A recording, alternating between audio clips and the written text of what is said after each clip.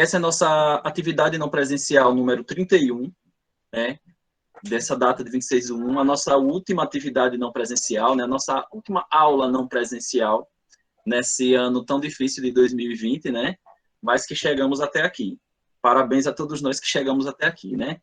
Vamos dar uma geral, é uma revisão sobre a época medieval na Europa, né? Período que a gente chama de Idade Média, né? E que se refere justamente ao território europeu, né? Ao povo europeu, né? É a formação da Europa e do Ocidente como a gente conhece. Vários elementos da Idade Média eles estão presentes até hoje, né? Em nossas vidas, seja no meio cultural, seja até em alguns costumes do nosso dia a dia e do nosso sistema econômico e de muitos outros detalhes que a gente vai se adentrar. De cara, eu já coloquei logo essa iluminura aí da coroação de Carlos Magno como imperador do Ocidente pelo Papa Leão III, lá no ano de 800, na noite de Natal, porque é bastante simbólico, que mostra justamente o poder político, né, sendo coroado pelo poder religioso. E esses dois poderes aí, né, a nobreza e o clero, eles vão ser fundamentais nessa Europa que a gente chama medieval, né, pós-queda do Império Romano. Olha só, rapidamente um conceito sobre Idade Média, né? Os estudos da Idade Média geralmente se referem à história da Europa, olha aí a localização, Europa a gente está falando, tá? Quando fala de Idade Média, em particular a parte ocidental, ou seja, não é nem toda a Europa, é a Europa principalmente ocidental. Alguns elementos vão estar na Europa Oriental, sim, mas de modo geral é a Europa ocidental, ou seja, o lado oeste da Europa, né? A costa atlântica. A Idade Média foi um longo período da história que se estendeu do século V ao século XV. Isso de um modo geral. Claro que elementos da Idade Média você já vai encontrar antes do século V e você vai encontrar elementos da Idade Média pós-século XV. Inclusive, como eu disse, até hoje a gente vai ter alguns elementos, né? Mas uma longa Idade Média pode dizer que foi até o século XVII, mais ou menos. Mas, de modo geral, é do século V ao século XV. Seu início foi marcado pela queda do Império Romano do Ocidente em 476. Vocês lembram disso? Vocês estudaram Roma, né? Vocês viram lá nos textos de Roma que o Império Romano do Ocidente, aquele sediado em Roma, né? Não sediado em Constantinopla, aquele continuou lá, né? O Império Romano do Oriente e vai desenvolver características próprias e vai ser o Império Bizantino, né? O Império Bizantino vai durar toda a Idade Média, inclusive. Mas aqui, o marco do início da Idade Média, a gente geralmente classifica como a queda do Império Romano do Ocidente, quando ele é invadido, né? E o fim da Idade Média vai ser lá a tomada de Constantinopla, né? Lá, o Império Bizantino, pelos turcos em 1453. Então, esses são os marcos mais comuns. Outros historiadores podem usar outros momentos da história para fazer essa divisão. De um modo geral, é essa forma.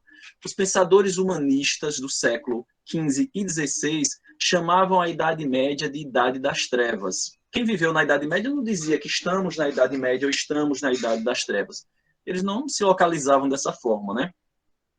Afirmavam que havia ocorrido na Europa um retrocesso artístico, intelectual, filosófico e institucional em relação à produção da antiguidade clássica, sobretudo devido ao domínio religioso de praticamente todos os aspectos da vida da população medieval. Olha só, gente, eles vão chamar de Idade das Trevas porque esse período que a gente chama de Idade Média, a gente vai ter um domínio intelectual e cultural da Igreja Católica, um retrocesso do desenvolvimento de alguns conhecimentos em comparação ao que a gente chama de Antiguidade Clássica, ou seja, Roma e Grécia Antiga. Então, os pensadores humanistas vão ver dessa forma e vão chamar, então, de Idade das Trevas, as trevas da escuridão, longe do que? Da luz do conhecimento e da racionalização, né?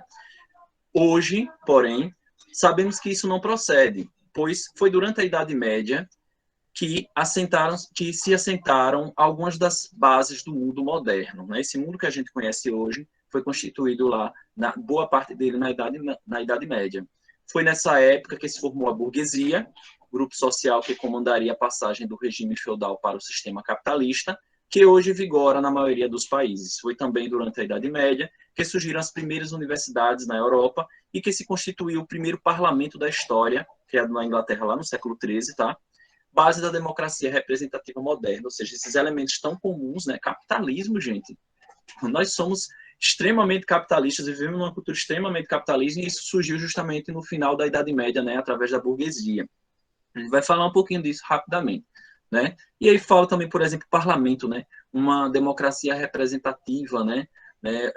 As democracias representativas surgem depois do primeiro parlamento lá na Inglaterra, né? Os outros parlamentos que vão surgindo, e depois as repúblicas, as democracias vão se desenvolver em cima dessas ideias, certo? Apesar que ela é uma estrutura diferente, né? Lá na frente, no ano letivo que vem, que a gente vai aprofundar um pouquinho essas diferenças, certo? Então, seguindo, tem aí essa linha de tempo, que é lá do livro de vocês, né? Que aí é só para a gente saber aí alguns marcos desse processo, tá?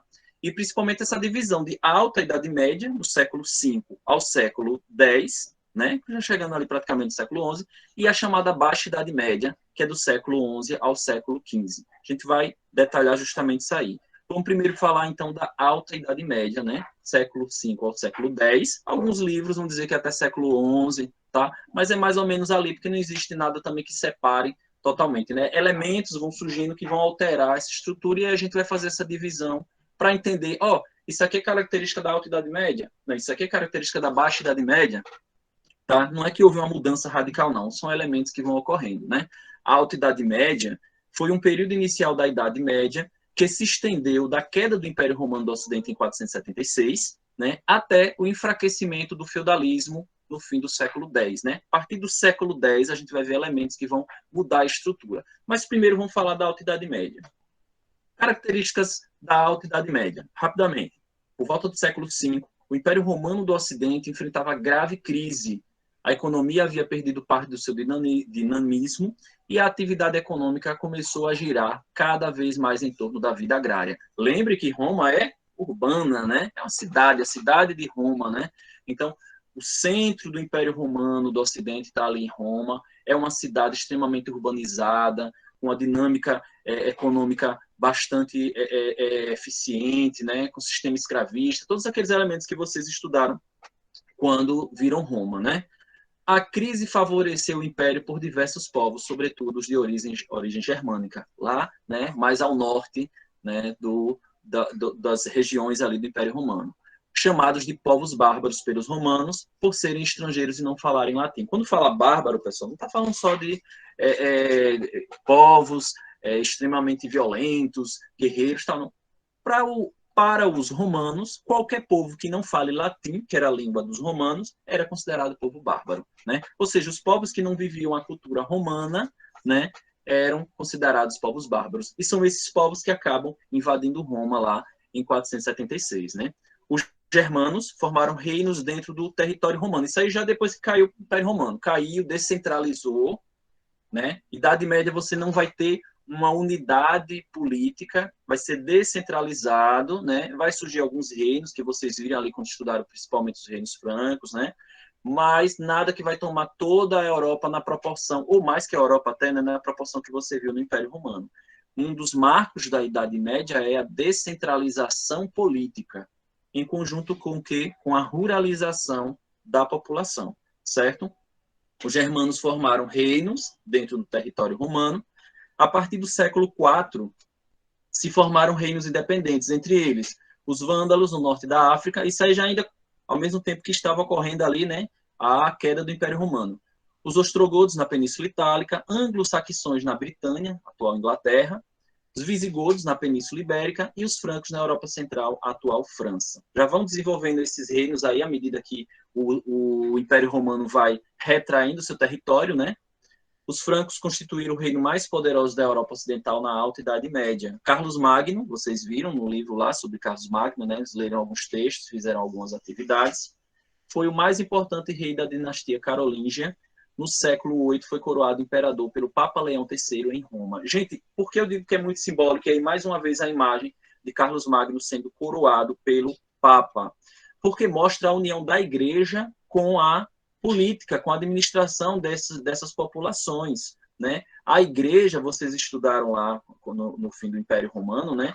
Que a igreja católica, né? Quando a gente fala igreja nesse momento, estamos falando de igreja católica, tá, pessoal? A igreja católica, né? O catolicismo, ou melhor, o cristianismo, inicialmente falando, que era perseguido, né, surgiu lá depois da morte de Cristo, foi se espalhando, né, foi se evangelizando, né, no termo cristão, aqueles povos, e quando chega em Roma, deram de cara o quê? Com uma crença politeísta que era até inspirada na crença grega, né, tem muitos elementos ali da crença grega. Só que o cristianismo, que era perseguido, acaba tomando toda a população, né, de Roma, né, ou quase toda a população de Roma, acaba se tornando a religião oficial, tanto de Roma quanto lá de Constantinopla, né, do Império Romano do Oriente, e nessa tomada, né, nessa ampliação do cristianismo e ao se tornar a religião oficial dos romanos, quando Roma cai, a Igreja Católica não cai, ela permanece e, na verdade, ela vai o quê? Se fortalecer. Ela vai ser um elemento que vai estar presente nesses reinos que vão surgindo, vai ser um elemento que vai fortalecer esses reinos. E a gente vai ver um pouquinho por quê também, tá? Então, a coroação de Carlos Magno, que foi aquele que se tornou o maior imperador na Alta Idade Média, né, teve a maior centralização política na Idade Média pós queda do Império Romano, foi dali com Carlos Magno, certo? Então, a igreja está o quê? Coroando, olha só, a igreja está abençoando esse poder, né? E essa forma de poder, essa forma de administração política que surgiu ali, né? Que foi se desenvolvendo na Idade Média, tá? Vamos para frente. E aí o feudalismo, que se fala tanto, né? Vocês deram uma lidinha lá, estão um pouco por dentro, mas vamos lá rapidamente. O feudalismo foi um sistema econômico, político, social e cultural. Olha só, feudalismo não é só um sistema econômico, tá? Quando fala feudalismo, engloba tudo isso. Baseado na posse de terra, que predominou na Europa Ocidental durante a Idade Média. Ele teve origem no século V, com a crise do Império Romano, foi ali mais ou menos onde foi se desenvolvendo, né? Em razão da insegurança gerada pelas invasões dos povos nórdicos. Olha só, pessoal, povos nórdicos, nórdico quer dizer os povos do norte, né? Os invasores, né? Aqueles povos que estavam vindo e invadindo os territórios europeus, atacando essas populações quando já não tinha mais Império Romano, né? Principalmente. O que as pessoas faziam? Elas fugiam para o campo. Então, por isso que você vai ver, inclusive, o surgimento de tantos castelos. A gente vai falar deles e no livro de vocês explica até como funcionava, um pouco de um modo geral, um castelo medieval, né? As pessoas vão se esconder no campo, vão tentar se isolar no campo. Cada vez mais, o feudo é autossuficiente, ele busca ser autossuficiente, ele busca ser independente, né? Então, esses senhorios, esses territórios aí vão estar se isolando, e vai ter essa figura aí do castelo, né, das fortificações, aonde em um ataque toda a população daquele feudo correria ali para se esconder, para se proteger dos invasores nórdicos, né, desses povos que estavam invadindo e atacando no decorrer de vários séculos ali aquele território da Europa. Vamos para frente. Então, o que são os feudos, né? Feudalismo é o sistema. E o que é o feudo? O feudo era uma grande propriedade rural. O feudo, na verdade, quase todos os bens, assim, existiam diversos bens que eles eram classificados como feudos, né? Mas, de um modo geral, quando a gente fala de feudo, é isso. O feudo era uma grande propriedade rural que abrigava um castelo fortificado, as aldeias, as terras para cultivo, os pastos e os bosques. Ela possui uma organização econômica, política, social e cultural própria, visando a autossuficiência. A Europa começou a povoar-se de castelos fortificados após a invasão dos povos nórdicos, acentuando a tendência para a formação dos feudos, como eu disse, né, para se protegerem, se esconderem, né, cada vez em lugares mais distantes e se protegerem. Do ponto de vista econômico, o feudo era uma unidade territorial que buscava a independência, produzindo quase tudo que era necessário para a manutenção da estrutura social e econômica. Neste período, a atividade comercial reduziu drasticamente.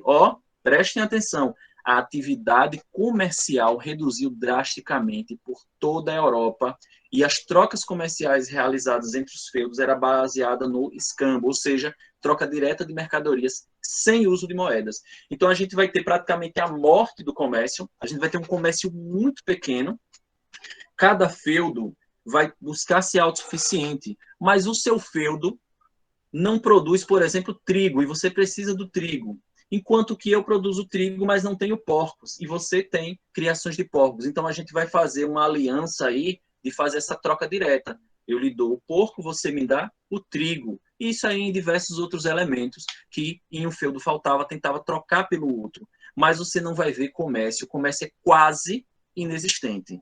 Quase inexistente. A atividade comercial, então, duas coisas você viu aí sumir praticamente da Europa Ocidental. As cidades, né? A vida urbana e o comércio. Isso é um destaque. Quando você fala de Idade Média, principalmente de Alta Idade Média, você não pode se referir à urbanização e a comércio, a vida comercial como destaque. Isso aí vão ser exceções. A regra é a vida no campo, né? E a troca comercial ou a autossuficiência para aqueles que conseguem, tá? Vamos para frente. Então, como disse, não tem uso de moeda, né? O que era, então, o que a gente pode chamar de senhorio, né? O feudo, às vezes, o pessoal chama, a gente muitas vezes chama um feudo de senhorio, mas vamos entender como é o senhorio. Ele vai ter uma estrutura bem própria, né? Na Idade Média, a terra era a riqueza mais importante e a agricultura, a atividade econômica que garantia o sustento dos aristocratas, dos membros do clero, dos camponeses e dos moradores das poucas cidades que existiam, né? A unidade agrícola senhorial, né, essa unidade de produção, chamava-se senhorio. Nela viviam o senhor e sua família, nobres protegidos por esse senhor, vamos ver lá no castelo, tá? Servos, vilões são os que moram nas vilas, tá, pessoal? O nome vilão aí é um nome mais apropriado. Vilão é quem mora na vila. Depois é que vão mudar um pouco o sentido dessa palavra. Servos, vilões e raramente os escravos. Você vai ter presença escrava, principalmente na Alta Idade Média? Vai ter, mas é quase uma exceção, certo? Porém, esses servos, eles têm uma vida quase escrava, porque eles têm que trabalhar para sustentar todo esse sistema, né? E eles não têm a opção de mudança de vida, tá? No senhorio eram produzidos cereais, leguminosas, queijo, manteiga, vinho, utensílios domésticos, tecidos e outros artigos necessários para a subsistência de todos os moradores. Como o comércio reduziu muito no período, muitos senhorios tendiam a ser autossuficientes, aquilo que a gente via dizendo. Tem essa imagem aí, eu não peguei a referência, né? Mas tem essa imagem aí justamente de um senhorio, você vê lá o castelo, um castelo muito bonito, parece um castelo da Disney, né? E os servos aí nos camponeses produzindo, né? Então, a aristocracia está onde? Está no castelo, né? Está lá bem protegido. Mas tem uma relação de troca aí muito importante, que é o que a gente vai entender, tá? Então, como era dividido esse senhorio? Primeiro estamos falando aí da estrutura, para depois falar de alguns detalhes aí da vida, né? Era dividido em mansos. Você tinha o manso senhorial, vocês viram isso no livro, né? Que era a parte do senhorio reservada à exploração exclusiva do senhor, uma parte ali de produção agrícola exclusiva para o senhor. Nela, servos e escravos trabalhavam gratuitamente no cultivo de alimentos e nos serviços domésticos. Então, no manso senhorial, na região ali que pertence aos senhores, né, que é exclusiva pertencente aos senhores, mas os senhores não trabalham, tá? Quem trabalha são os servos e os escravos, os poucos escravos que tem, certo? Manso servil, o próprio nome já está dizendo, manso é uma parte, né, servil dos servos. Era a parte destinada aos camponeses. Nessa área, os camponeses podiam cultivar alimentos para sua própria sobrevivência, porém, pagavam taxas ao senhor pelo uso da terra e pela proteção. Olha a troca aí, né? Eles tinham aquele terreno ali, aquele território que pertencia aos servos, uso de todos os servos ali, certo? Porém, eles tinham que pagar uma taxa aos senhores, né? Por quê, né? Eles vão ser os que vão proteger eles e também porque eles cedem o uso da terra, né? Tudo ali vai pertencer ao senhor, tá? É uma concessão, o manso servil é uma concessão do senhor feudal para os servos. Terras comunais, né? Terras comuns, né? Eram os pastos, bosques e terrenos baldios utilizados pelos senhores e pelos camponeses. Todo mundo usava. As terras comuns eram utilizadas para pastagem de animais, coleta de mel e de frutos e extração de madeira. A caça nas florestas, no entanto, era exclusiva dos senhores. Essas terras comunais não sei, tipo aquelas florestas, aquelas regiões que não têm uma produção própria, todo mundo usa, os senhores vão para caçar, os servos vão lá catar mel, pegar madeira, aqueles jogos estilo Age of Empires, né? Quem já jogou esses jogos estilo Age of Empires conhece bem, né? Tem alguns jogos até recentes bem parecidos que funcionam assim, né? Tem tudo separadinho ali, todo o senhorio separado para cada um produzir alguma coisa, né? O castelo, né? O famoso castelo. O castelo era o centro da vida do senhorio, né? Onde estava centralizado. Nele residia o senhor, sua família e dependentes como os nobres e os cavaleiros que estavam atrelados ao senhor. Era uma construção fortificada com muralhas e torres. onde também viviam guerreiros encarregados de defender o senhorio das invasões, certo? Então, era fortificado, né? Tem as torres, justamente uma estratégia militar de proteção, tá? E ali viviam também, né, esses guerreiros que era para defender tanto o senhorio, não apenas o senhorio, quando fala, não é apenas o senhor, não, a família do senhor, é toda a unidade, tá? Os servos, os vilãs, todos eles estavam protegidos por esses guerreiros, certo? Olha aí essa imagem, né? Você tem justamente, deixa eu pegar aqui a canetinha, acho que a amarela ajuda. Você tem aí, né, como diz, olha, o castelo, né, onde vão morar. Aqui é um castelo bem clássico, tá, pessoal? Existem diversos tipos de castelo, tá? Tem castelo que é no alto da montanha, tem senhorios que são ilhas, certo? Não tão comum, mas existiam senhorios que eram ilhas, seja em rios, ou seja, nas proximidades ali dos mares mesmo, né? Das regiões marítimas, né? O manso senhorial, aqui é só um exemplo, tá, pessoal? É só para a gente ter uma noção, não é exatamente nessa posição que ficam as coisas, né? O manso senhorial aí, né, ó, ou seja, a região que pertence aos senhores. Porém, quem trabalha lá, os servos e os escravos, né? Principalmente servos, né, já que a gente vai ter pouco escravo. Manso servil, onde os servos vão ter sua própria produção, né? Porém, pagando uma parte para os senhores, né? As terras comunais lá, né, onde o pessoal vai caçar, onde o pessoal vai pegar madeira, vai extrair minérios, vai extrair minérios, aliás, né? Vai servir para isso. Claro que existia pesca, existia caça para sobrevivência, tudo isso existia também, tá? Não apenas agricultura, mas também pecuária, né? Criação de animais. Aí a vila, né, onde os servos vão morar. Observem que tem uma igrejinha aqui. Sempre você vai ter uma igrejinha, seja na vila, seja dentro do castelo, porque a vivência cristã, a vivência religiosa, ela é parte fundamental dessa sociedade. E aí tem mais elementos, né? O lagar, tem a questão do pedágio, que a gente não está destacando nesse momento. Mas, de um modo geral, esse era o senhorio, né? Ou como a gente pode chamar também o feudo, né? Já que usam o termo feudo como sinônimo de senhorio, certo? E como era essa sociedade, né? Importante a gente entender. A sociedade feudal era chamada de sociedade estamental, porque era composta por camadas sociais estanques, ou seja, não existia mobilidade social. Não vai ter, vai ser uma exceção das exceções alguém mudar de ordem social, de classe social, tá? Passar de um estamento social para o outro era praticamente impossível. Ela era baseada na existência de 3 estamentos sociais: nobreza, clero e servos ou camponeses, que aí a gente vai aprofundar. E aí tem aí a pirâmide social, né, dessa sociedade da Idade Média europeia ocidental, né? Esse aí está classificando dessa forma. O clero, não, em cima de tudo, o senhor feudal, que muitas vezes a gente vai chamar de rei, né? A gente vai entender como é que funciona isso. O senhor feudal é um nobre. Ele é um nobre e é um guerreiro ao mesmo tempo, certo? Mas ele é um que está acima dos demais. Tem o clero, que você em alguns momentos vai estar acima do próprio senhor feudal, que a Igreja Católica ela vai ter um poder absurdo, né? Nobres e guerreiros, e lá embaixo servos, né? E nessa pirâmide nem colocaram os escravos justamente porque eles são quase inexistentes, depois eles vão sumir, né? Você não vai ter. Mas a vida do servo ela é uma vida semi-escrava, né? Já que ele não tem liberdade, certo? Ele tem um pacto com os senhores feudais, né, com os nobres, que tanto pela proteção como para sobrevivência, né? Então vamos para frente. Primeiro, e aí página 201 no livro de vocês. Eu ia pedir para vocês lerem, só que eu vou fazer a leitura porque eu sei que é um pouco longo, eu estou fazendo um compactão mesmo. E aí, se eu colocar para vocês lerem, talvez a gente atrase um pouquinho mais, né? Então, quem são os belatores, né? Que ordem é essa? Página 201, tá, pessoal? Era formada pelos membros da nobreza, como os reis, condes, marqueses e duques, que constituía o grupo dirigente e guerreiro da sociedade, além de possuir grande poder político e econômico. As principais funções dessa ordem estavam relacionadas à guerra e ao conflito internos e externos.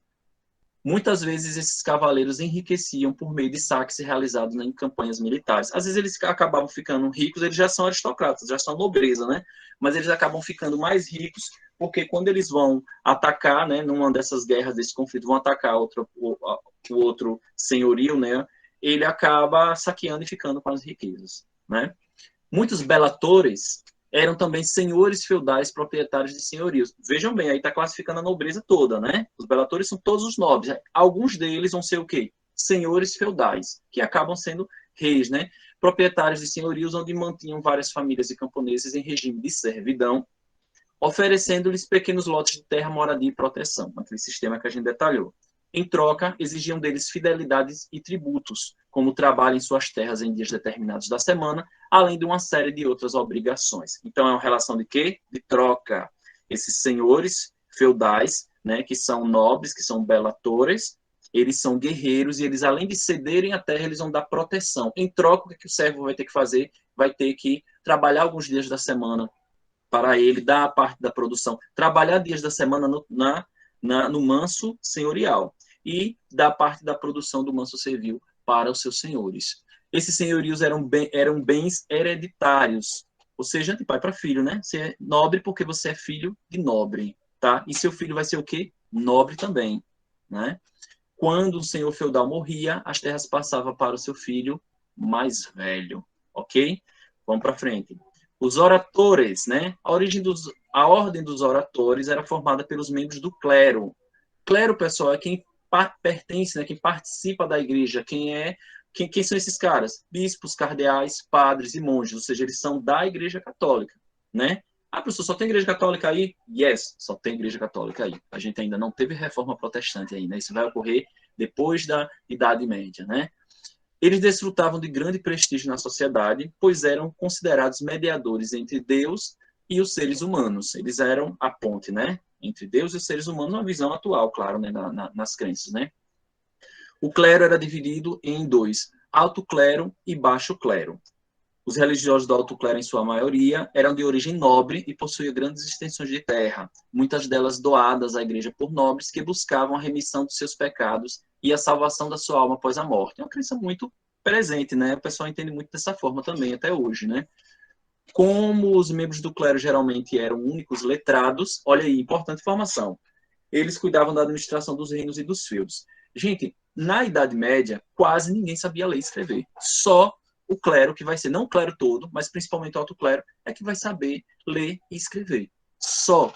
Muito raramente, um senhor feudal sabe ler e escrever. Um senhor feudal, estou falando, a nobreza. Servo, então, é uma exceção das exceções, um servo que saiba ler e escrever, né?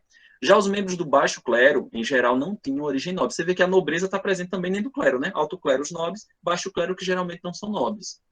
Eles eram os encarregados de prestar atendimento espiritual, trabalho mais pesado da igreja, né? E auxílio material às pessoas pobres e necessitadas das paróquias em que atuavam. Muitos habitavam áreas rurais e viviam em condições semelhantes às dos próprios camponeses. Essa divisão de alto clero e baixo clero é presente até hoje na Igreja Católica, né? Você sabe que os do alto clero estão mais nos cargos de chefia, de organização da igreja, enquanto que o baixo clero são os párocos, de um modo geral, né? Os laboratores, laboratório quer dizer os trabalhadores, né? Vem de labor é trabalho, né? A ordem dos laboratores formavam o grupo mais numeroso da sociedade e era composto basicamente de camponeses. Claro que quando você fala dos laboratores, né, os trabalhadores, os servos, né? Os servos não são apenas os camponeses, mas a sua imensa maioria vai ser camponês, já que a gente está falando de uma sociedade, né, que está baseada na agricultura e também na pecuária, né? Muitos desses camponeses eram servos que podiam usar parte das terras do senhorio e, em troca, deviam se dedicar às atividades como o cultivo das terras do senhor feudal e outros trabalhos manuais. Os servos não possuíam liberdade plena, aquilo que eu disse, né? Quase escravo, né? Pois estavam ligados às terras e às obrigações para o senhor feudal, assim como seus filhos e netos. Inclusive, já a criança trabalhava, tá? Essa questão da infância, não trabalhar na infância é uma coisa extremamente moderna. Na idade de vocês, já estava anos de trabalho no campo ou nas outras atividades, né? A coisa era bem mais difícil. Apesar de serem obrigados a permanecer no feudo para toda a vida, eles não eram considerados escravos. Não eram considerados, eram quase escravos, mas não eram escravos. Portanto, não podiam ser vendidos. Importante, hein? E aí é onde se diferencia. Um escravo é uma mercadoria. Eu tenho um escravo, eu posso comercializar esse escravo, eu posso vender. Aqui ele é servo, então ele tem a vida própria dele, ele está preso à minha terra e ao meu feudo, né, ao meu senhorio, porém, ele não pode, eu não posso vendê-lo, certo? Ou seja, eu, enquanto servo, eu sou livre, tá? Vamos lá. Os servos deviam uma série de obrigações ao senhor feudal. E aí, bem resumido, né? As principais eram a talha, que era a entrega da metade de sua produção ao senhor. A produção do manso servil, metade era para o senhor. Olha só. A corveia, que é o trabalho nas terras do senhor em determinados dias, era determinado quais dias ele ia trabalhar lá no manso senhorial, certo? e a banalidade, que era o imposto sobre a utilização de moinhos, fornos e outros equipamentos do feudo. Todos esses equipamentos não pertenciam ao senhor feudal. E aí, né, os servos, né, os camponeses, os servos de um modo geral, vão trabalhar ali, vão pagar para trabalhar ali, para moer os grãos, por exemplo, né, para processar, para usar uma caldeira, essas coisas. Existem outras taxas, outros impostos? Tem, mas os mais comuns são esses, os que geralmente a gente debate. Entre os nobres, pessoal, entre os belatores, você vai ter também essa relação, chamada relação de suzerania e vassalagem. O que é isso?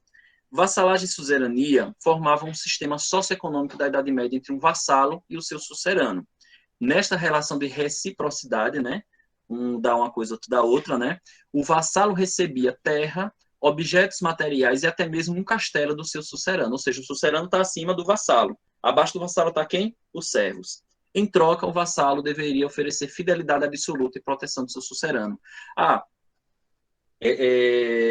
Ellen é uma sucerana, é uma senhora feudal. Eu sou um nobre também, um guerreiro, assim como ela e assim como a família dela, e ela tem muitas terras, só que ela quer fazer uma rede de proteção. Ela sozinha talvez não consiga proteger todas as terras que são da sua pertença. Então, o que ela vai fazer? Ela vai fazer esse acordo, né, recíproco comigo, né? Vai ceder terras para mim, eu sendo nobre, eu não vou trabalhar nessas terras, eu vou colocar servos para trabalhar nela, tá?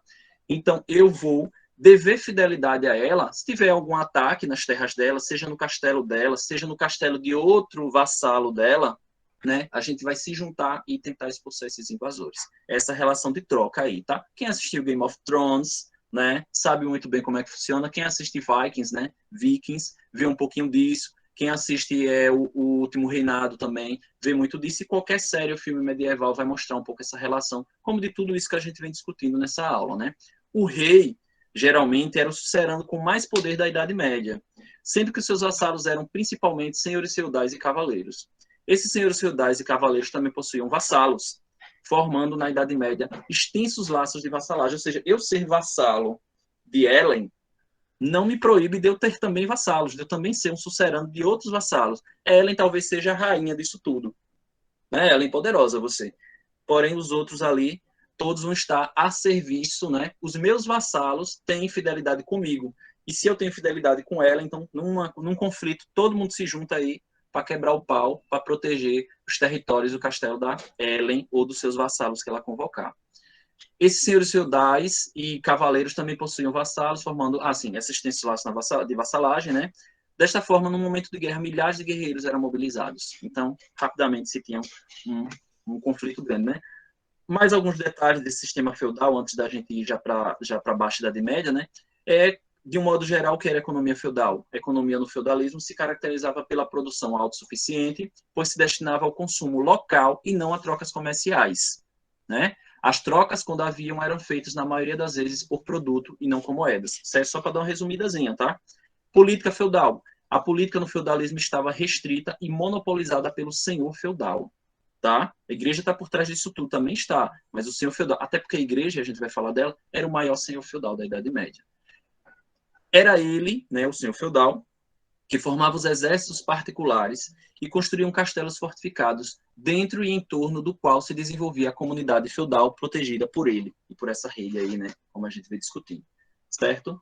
E agora falando da igreja, pessoal, a gente vai falar da igreja e depois já vai falar aí da Baixa Idade Média, para ver se eu consigo finalizar com vocês no meu tempo, né? Então, rapidamente, a igreja medieval.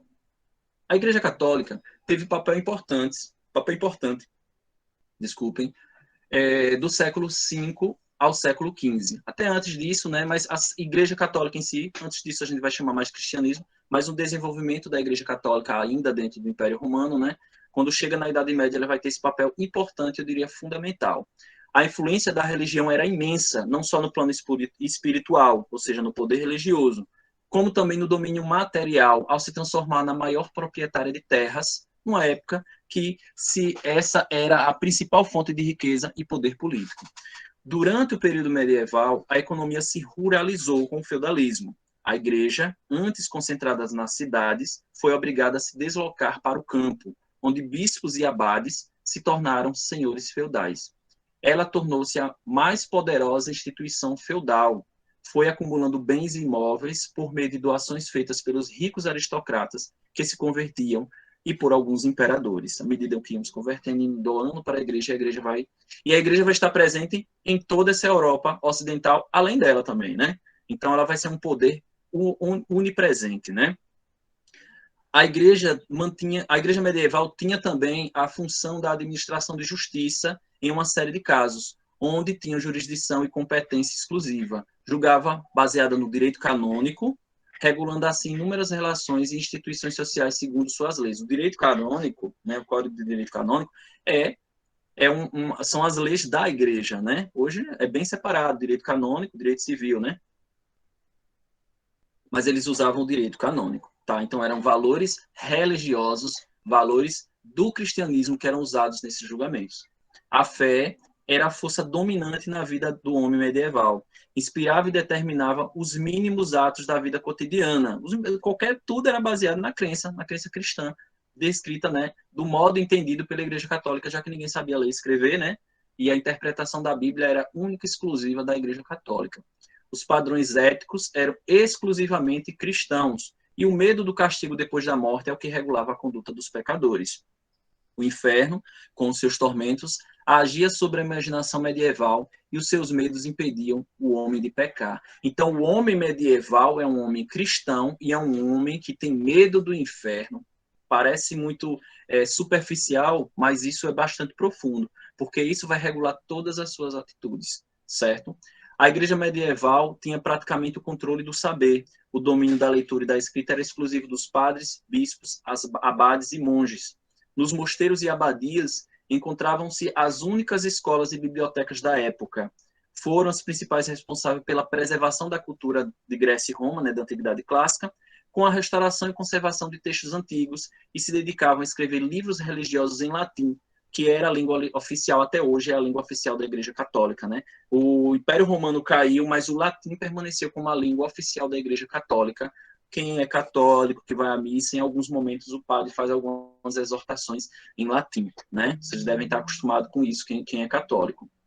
Em 756, né, lá no século VIII, a Igreja constituiu seu próprio Estado, seu próprio país, vamos falar assim, mas o termo mais próprio seria Estado, no centro da Península Itálica, quando Pepino, breve, vocês conheceram ele lá no começo desse capítulo, né, rei dos francos, doou ao papado uma grande extensão de terra, passando para a administração direta da igreja. Um território imenso ficou, inclusive, na época, né, sob o nome de Patrimônio de São Pedro, né, território que hoje, assim, constituiu o que hoje é o embrião lá do Vaticano. Hoje o Vaticano é um pedacinho pequeno, né? Menos de meio quilômetro quadrado, né? Mas ele já foi muito grande, né? O que antes era o patrimônio de São Pedro, certo?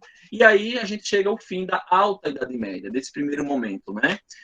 O sistema feudal estava completo nos séculos 9 e 10, é o auge, né? Porém, com a invasão de árabes do sul da Europa, né, os muçulmanos, a gente não chegou a discutir sobre eles ainda, né?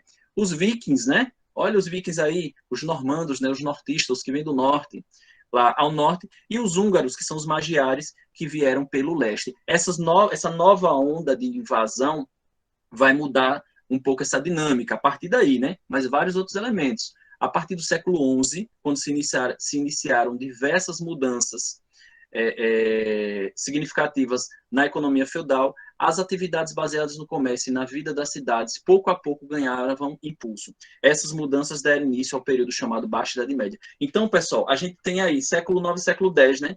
O fim dessas invasões, certo? Acabou essas invasões aí, essas novas levas aí. Então, século X a gente já vai ver estabilizando os vikings integrados ali com a sociedade, né, principalmente ali na Inglaterra, onde hoje é a Inglaterra, né, nos reinos ingleses, né, os muçulmanos, né, sendo motivo de conflito ali mais ao sul, né, e também lá para o lado oriental um pouco, e também lá no lado oriental, né, um pouco mais ao norte, os húngaros. Então, essa mudança aí e principalmente, né, o ressurgimento de elementos como o comércio e de algumas outras situações que a gente vai detalhar vão mudar e a gente vai chamar agora o quê? De Baixa Idade Média. Tá? Eu vou liberar, antes de colocar a Baixa Idade Média, eu vou liberar para vocês a lista de chamada, porque se alguém precisar sair aí, não se atrapalhar. Cadê, meu Deus? Só um instantinho, viu, pessoal? Deixa eu pegar aqui. Deixa eu só corrigir aqui para colocar essa lista para vocês. Pronto. Ó, o que é que eu vou pedir a vocês? Que vocês assinem a lista, mas não saiam, tá? Ficam aí, a gente já está concluindo. Baixa idade média só para falar o que foi alterado, né? Para poder dizer quando muda, né? Como muda isso que a gente chama de idade média, né? Como ela vai sofrer transformações que vão alterar bastante suas características. Pronto, tá aí a lista, vocês assinam, ou então espera a gente finalizar para assinar tranquilamente. Né? Então vamos lá. Baixa Idade Média. A Baixa Idade Média foi o segundo período do medievo, compreendido entre os séculos XI e XV, que correspondeu à desagregação do sistema feudal e consequente transição para o sistema capitalista.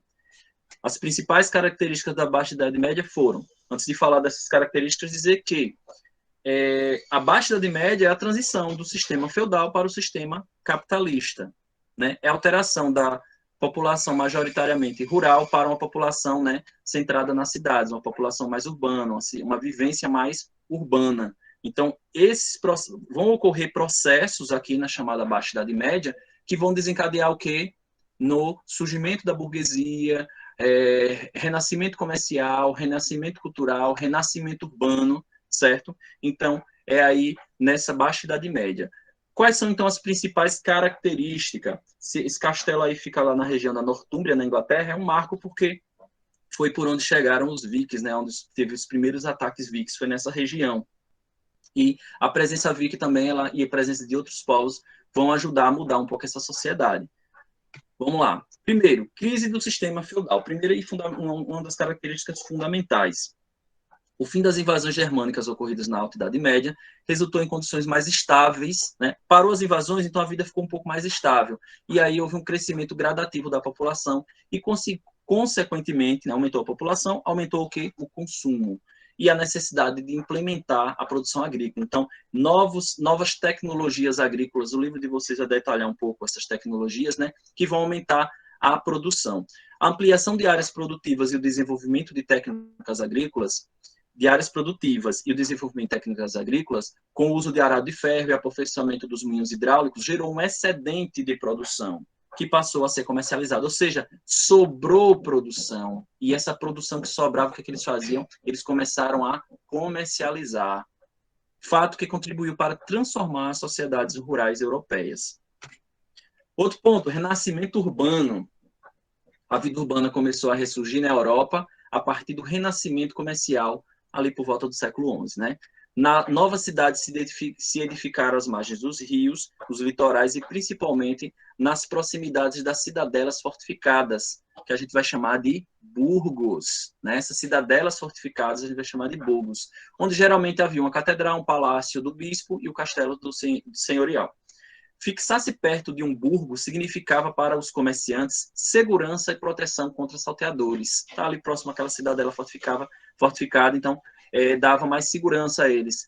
Então nascia essa nova classe social. Esses comerciantes a gente vai chamar de burguesia. A burguesia inicialmente vai ser atrelado esse nome o quê? Os que moram próximo ao burgo, aí chamavam burguesia.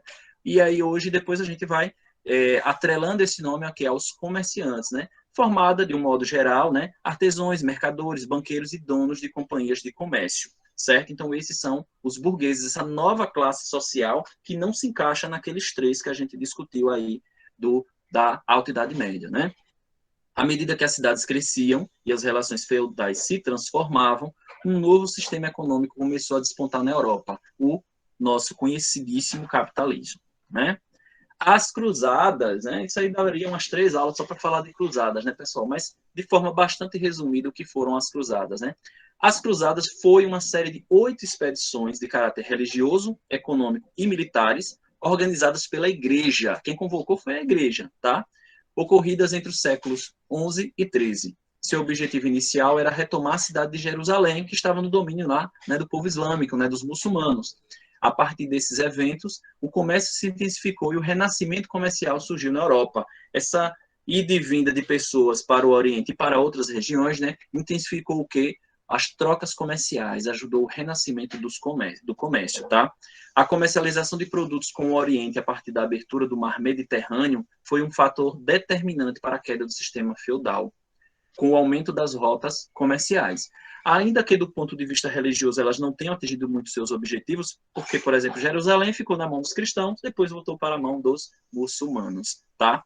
As cruzadas favoreceram o desenvolvimento comercial, pondo fim à dominação árabe no mar Mediterrâneo. O mar Mediterrâneo estava dominado pelos muçulmanos, certo? Então, com essas cruzadas, né, eles acabam derrubando parte desse poderio muçulmano ali no mar Mediterrâneo, ok? Crescimento demográfico, e a gente já está acabando, tá, pessoal? Se seguram aí, pelo jeito, vou conseguir concluir no meu horário, né? A partir do século X, houve um aumento considerável no número de pessoas, a gente falou um pouquinho sobre isso, né? Essa explosão demográfica, né, ou seja, esse aumento substancial e rápido da população, gerou uma população marginal, que não tinha nem emprego, nem terras. A partir do século XV, o renascimento urbano e comercial propiciou o aumento e a estabilidade da população. Depois do renascimento urbano, essa população vai começando a se encontrar, a ter seu espaço, né? Com isso, o poder da nobreza, dos senhores feudais e do clero também entraram em declínio, né? Todo esse povo aí, né, com tanta gente, com uma sociedade tão mais diversificada, mais complexa, a nobreza vai perdendo um pouco seu espaço. Não perde totalmente não, que a gente vai ver depois aí o surgimento do absolutismo e outros elementos, né? Diante desse sistema, ficou difícil suprir as diversas necessidades dessa população. Alimentação, moradia, saúde, né? Que praticamente duplicou nos séculos seguintes. Esse crescimento demográfico vai ter por consequência, então, o quê, pessoal? Conflitos sociais, né? Vamos para frente. Isso aí essa cidadela aí fica na Sicília, esse burgo, né? Eu não lembro o nome agora, mas fica lá na ilha da Sicília, perto da Itália. Revolução burguesa. O termo revolução quer dizer que houve uma mudança muito grande, né? A burguesia vai fazer uma mudança muito grande nessa sociedade. Com o surgimento da burguesia, muitas pessoas fugiam dos feudos. A gente vai chamar isso de êxodo rural, né? Saída do campo para as cidades. Fugiam dos feudos para as cidades em busca de melhores condições. O surgimento da moeda, olha aí, agora você vai ver então a intensificação no uso de moeda, o desenvolvimento das cidades medievais e a intensificação das atividades comerciais foram essenciais para que o sistema feudal entrasse em declínio, né? São elementos aí fundamentais para o declínio do sistema. A nova classe social que surgia aspirava contra o absolutismo, ou seja, o poder absoluto dos reis, almejando independência e propondo uma economia baseada no sistema capitalista, que é a burguesia mercantil. Eles querem acabar com esse sistema, essa aristocracia feudal, né? E querem o quê? O sistema capitalista, porque nele é possível que o enriquecimento e a mobilidade social. O cara que, mesmo sendo camponês, ele pode enricar e ter uma vida boa, uma vida tranquila, não uma vida só de servo, né? O sistema, essa mobilidade social não era conhecido por eles aí na época feudal, né? Esses conflitos entre a burguesia e a aristocracia, eles duram até hoje em alguns lugares, né, na verdade. Mas, a grosso modo, vai durar durante toda a Idade Moderna e o início da Idade Contemporânea, né? A Revolução Francesa é o quê? É uma revolução burguesa, né? Então, essas revoluções todas aí vão ser o que vão transformar a nossa sociedade, o que a gente tem hoje, tá? Porque hoje é mais importante ser nobre ou ser um rico comerciante, um rico empresário? Muito mais importante você ser um rico empresário, né? Quem tem mais dinheiro está nas camadas mais importantes da sociedade. E finalizando, pessoal, tem vários outros elementos importantes que poderiam ser discutidos, mas eu peguei aí aqueles mais destacáveis, né? A peste negra, né? Que ano passado, quando eu dei aula de peste negra, mesmo no começo desse ano, lá no segundo ano, a gente discutiu sobre a peste negra, né? A pandemia de peste negra, parecia uma coisa assim inimaginável, né? E olha o que a gente está vivendo hoje, né? O que foi a peste negra, então? Um dos fatores que assolaram a população na Idade Média foi a epidemia de peste negra ou peste bubônica, que matou milhões de pessoas a partir do século XIV. Ou seja, cerca de um terço da população europeia. Cerca de um terço. Olha a mortalidade como era alta da peste negra, né? Um terço, gente.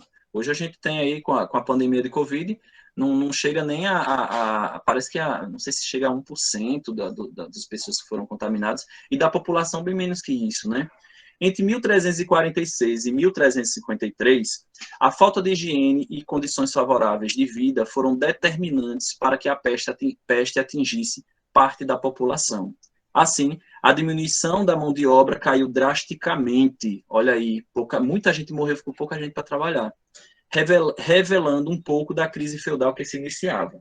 A população vivia em condições precárias de habitação e higiene, o que fez que o vírus da peste, vindo lá da Ásia através das embarcações, que se alojava em pulgas dos ratos, se proliferasse drasticamente. Pessoal, a Idade Média não era um lugar muito legal para se viver, pelo menos nos padrões que a gente conhece hoje, porque era muito sujo, não tinha banheiro, não tinha esses padrões de higiene, as pessoas raramente tomavam banho, tinha rato, infestação de ratos na cidade, cidades tomadas todas por ratos, e a peste negra era transmitida através de pulgas de ratos. Quando essa peste chegou aqui, vamos dizer, ela era presente lá na Ásia, tinham outros hábitos de higiene. Chega aí na Europa, as pessoas não tinham esses hábitos de higiene, e aí tinha muito rato, proliferou rapidamente a peste negra. Então, um terço da população morre. Isso implicou principalmente na maior opressão e exploração dos poucos servos que ainda trabalhavam nos feudos, que deixou cada vez mais a população descontente, levando a diversas revoltas camponesas, das quais se destacam a Jaqué, em 1358, e a revolta camponesa de 1381. Essa imagem aí, tão famosa, né, que parece uma ave, na verdade era a máscara que os médicos, né, usavam para cuidar das pessoas que estavam com peste negra. Pegar peste negra na Idade Média era condenação de morte, era muito difícil alguém sobreviver. Eu não sei se a taxa de letalidade era total, mas assim, não tinha nada do que a gente tem hoje de tecnologia, né? A Covid, em um ano, se surgiu uma vacina, né? Um recorde histórico absoluto, né? Lá naquela época eles não sabiam nem tratar, eles não sabiam nem do que se tratava, nem por onde pegavam. Eles pensavam que era um castigo de Deus. Todos eles achavam que era um castigo de Deus, pela vida de pecado que as pessoas estavam vivendo. Certo, pessoal? Pessoal, a gente finaliza aí, certo?